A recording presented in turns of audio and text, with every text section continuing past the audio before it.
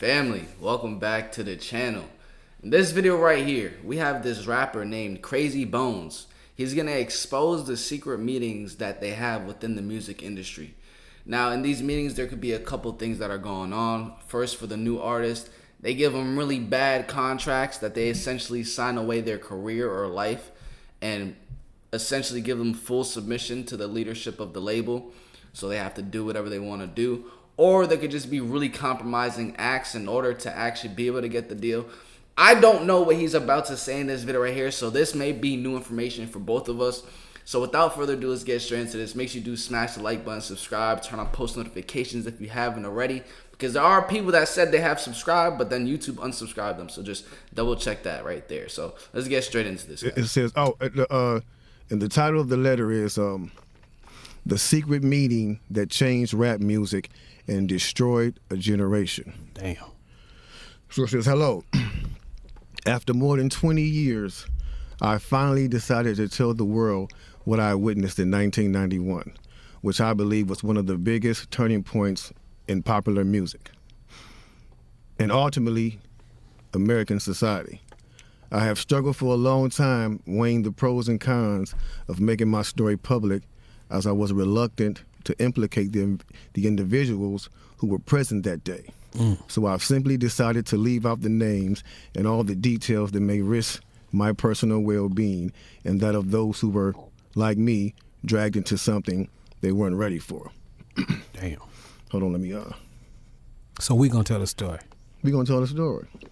We ain't scared. You know what I'm saying? What they gonna do? They after us, not just playing. Look. Oh, bro, I don't know. I heard a little tremble in his voice. A little tremble in his voice, I heard. You could just listen closely. Damn. Hold on, let me, So we you gonna heard it tell right? I don't know if he was just out of breath or actually a little nervous. And if he wasn't nervous, he wouldn't be saying, I'm not nervous. So I don't know. It's about to be some real stuff.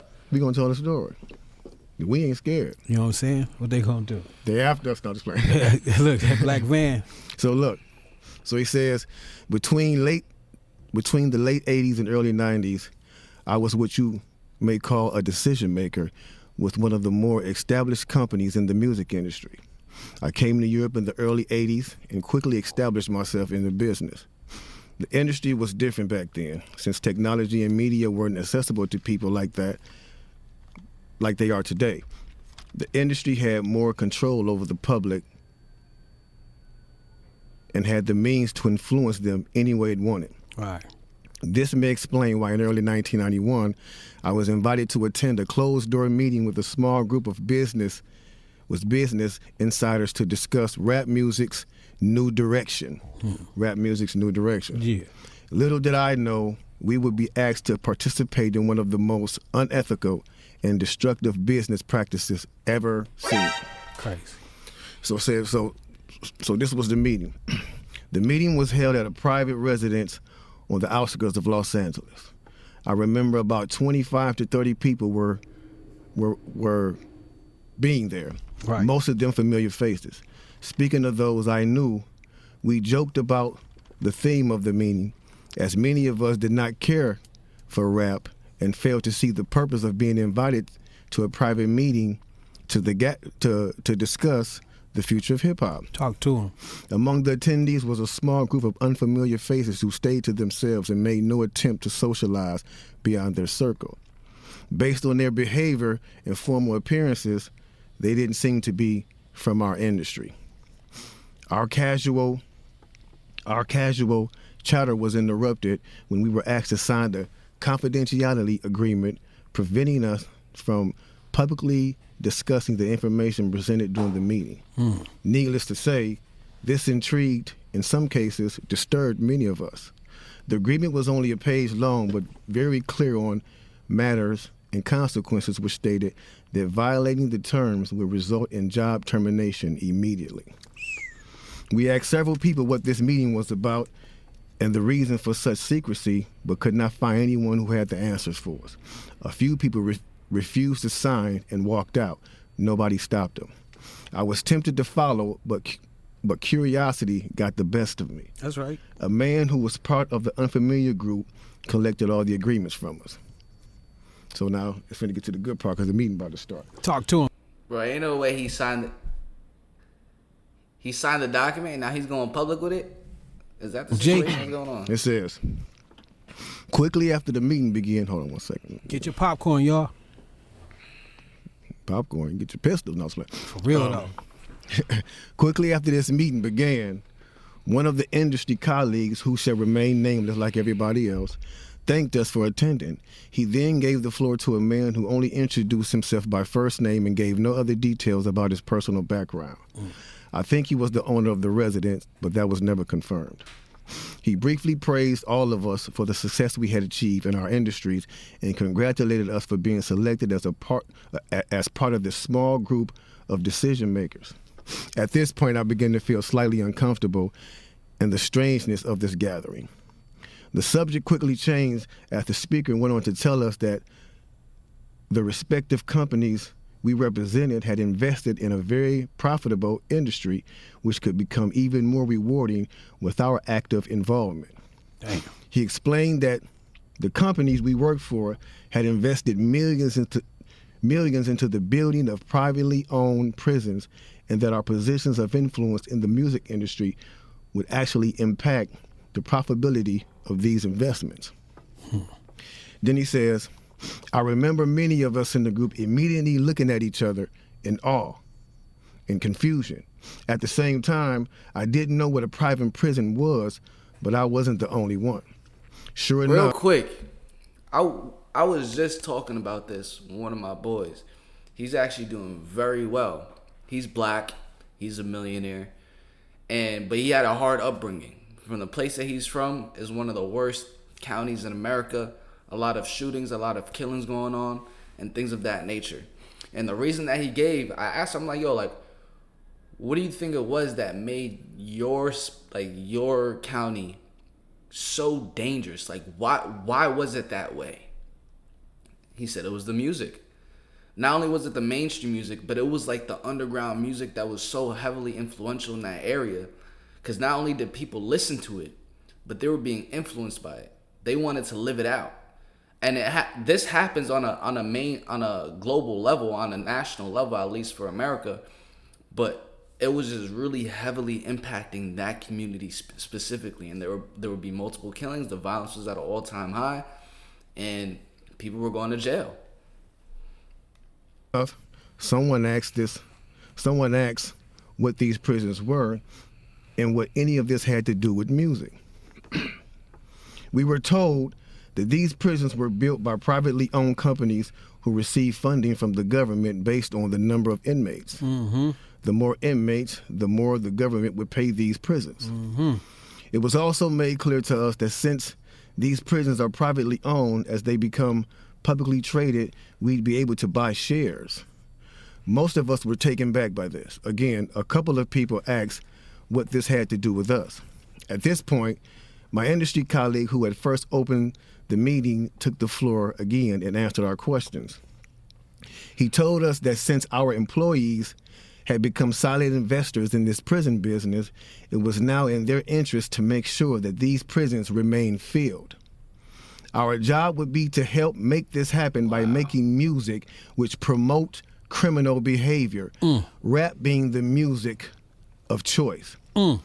He assured us that this would be a great situation for us because rap music was becoming an increasingly profitable market for our companies, and as employees, we'd also be able to buy stocks in these prisons.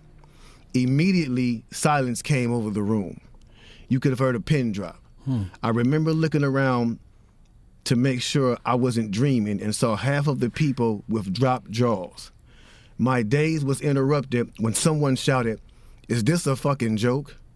At this point, things became chaotic.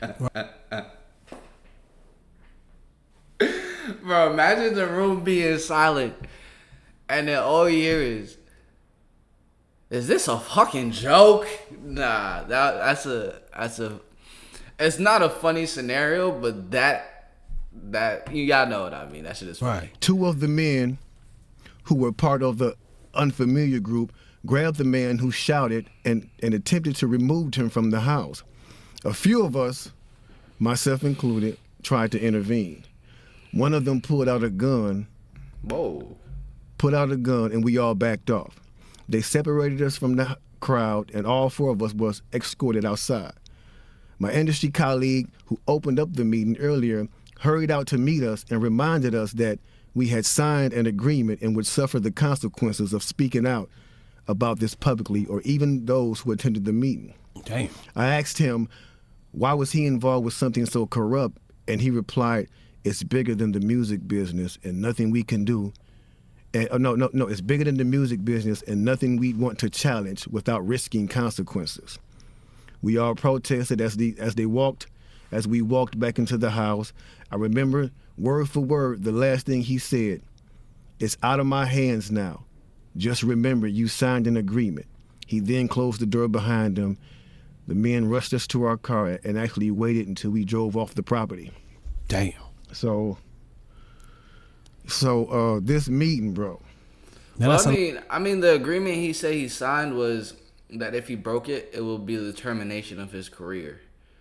And it seems as if he didn't really get a career through them. So that's probably why he's coming out and speaking out about it. a lot for a meeting right there. Oh yeah, definitely. And this person later on, he said, this person actually ended up leaving the music industry after this happened. A few years after this, he ended up leaving the music industry. Okay. And he'd say he just over the years he just felt guilty because he said as he sat back and he watched these plans come to a reality Over 2 decades. he sat back and was like, wow, they really pulled it off. Yeah. They really pulled this off. He was like, they were told not to sign any more political rappers, any more rappers that had messages in their No music. positivity. It was all to be gangster rap music that they promoted and put out. So if you wonder where And this Brand was Nubians before went, us. if you wonder where Brand Nubians went, where Poor Righteous Teachers went, where Public Enemy went, where KRS-One went, and all sorts of groups like that was talking, Yeah. even Queen Latifah and Moni Love and those, what I'm saying? Everybody. It's a back door. Yeah, anything that was harmless, fun rap, anything that had a message in it had to go. Yeah, that's You know why what I'm if you saying? even And notice it's true, though, like, now bro, you- like even in the mainstream music right now, like we got like Future, even Drake. Who else really be like popping off? Well, think of whatever name you have in mind that's mainstream. They're not talking about nothing good. They're really not. It's either they're gonna be talking about girls, they're gonna be talking about doing, substances, harm. Them talking about how they'll, off a person, even though they're really not even partaking in those things to the fullest extent. They're talking about it so much because they know people are listening to it and they're gonna want to eventually end up partaking in those things to the fullest extent just because of the feeling that the music gives them. And they're gonna want to end up, wanting to live it out just to either be like the rapper or think they're being like the rapper. Whatever it is, but it's heavily influential, bro. And we see that this isn't all just by chance. This isn't just, it was all intentional. Literally intentional. Talk about that all the time. even be brief with it, you know what I'm saying? Those charms that came out like maybe in 1988, 89, the African charms, those they lasted for about 2 years and they disappeared real quick, you know what I'm saying? Yeah, definitely. Now, after reading all this, it actually made me feel a few different ways. The first emotion I felt was shocked because I was definitely taken back by this, just knowing the level of evil that's involved by even thinking of a plan like this. You know what I'm saying? The second emotion I felt was anger. Anger because it's not enough for them to exploit our culture and make all the money off of it. Mm-hmm. Because let's keep it real, the industry has never been favorable towards the artist. Never. But they're going to go beyond the artist to get the artist to influence and lure in the consumer, which they knew at the time were mainly minorities. Yep. In other words, keep promoting gangster rap so that the youngsters will be influenced by them, which in turn will incite them to want to act like them, and it's a very good chance they'll end up in their prison. Yeah. So they're getting paid twice. They're getting paid from the artists they signing, and then they're getting paid from the people that these artists influence that goes to prison trying to be like these artists. Yeah. So they making the killing. A killing. They're using the music business to promote their private prison business. My man is right there talking that right. 1988, a man named Tom B. They making double the money there, bruh. It's a crazy situation, and I'm gonna be honest with you guys. I definitely learned something new in this video. I didn't even know it went this deep, bro. Like, I always thought of it to be for the destruction of a specific community, a specific demographic, and to just always keep that demographic below, so another demographic can be above. But just knowing how specific it gets, that they want literally more people in jail because that's how they really profit, that's bonkers, bro. Comment down below any thoughts or opinions that you have on this video that we just watched, or anything that I said to you guys, because I do read the comments. Smash the like button, subscribe since you did watch this point of the video, and turn on post notifications to see when I drop another video for you guys. I'm gonna catch you guys in the next one. Peace.